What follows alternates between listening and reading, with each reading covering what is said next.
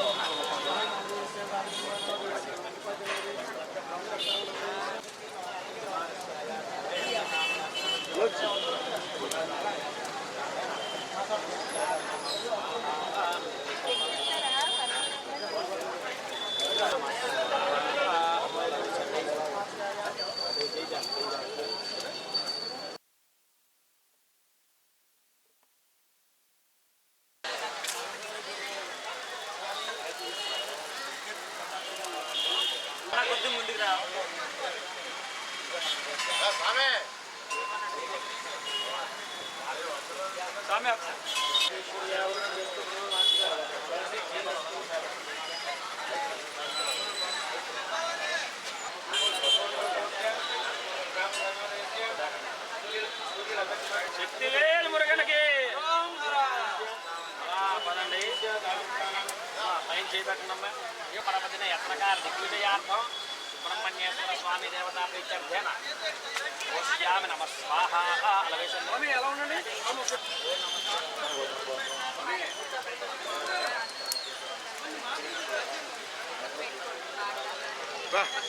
జిల్లా ఉంటావు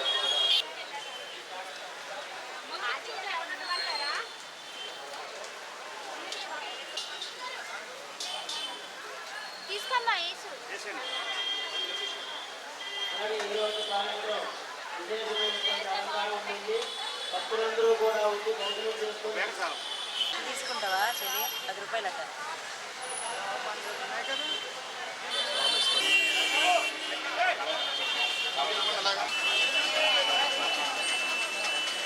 ఓం శరవణ భవ.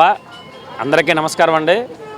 ఈరోజు మార్గశిర శుద్ధ షష్ఠి 18వ తారీఖు డిసెంబర్ నెల 2023వ సంవత్సరం. ఈ రోజునాడు స్వామివారి యొక్క జన్మషష్ఠి అంటే స్వామివారి యొక్క పుట్టిన తిథి.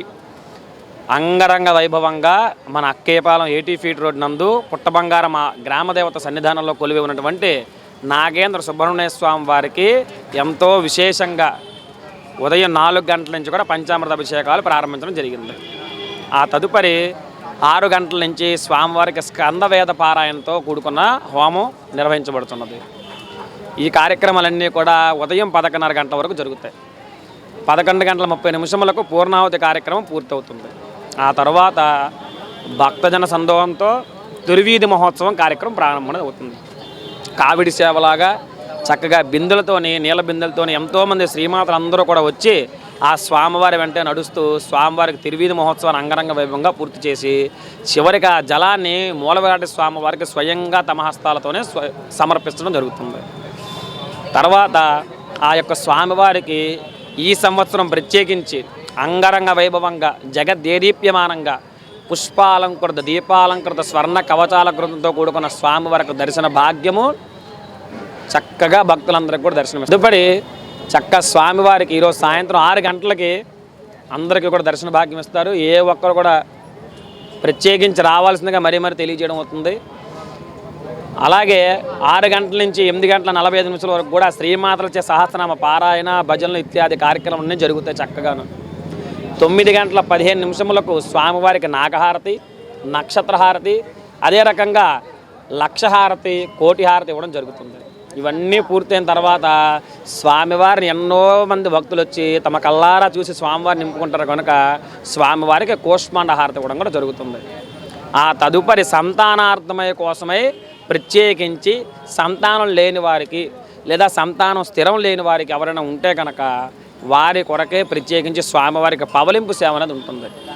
ఆ సేవలో ఎంతోమంది శ్రీమాతలు పాల్గొని స్వామివారి కృపకు పాత్రలగుదురు కాక.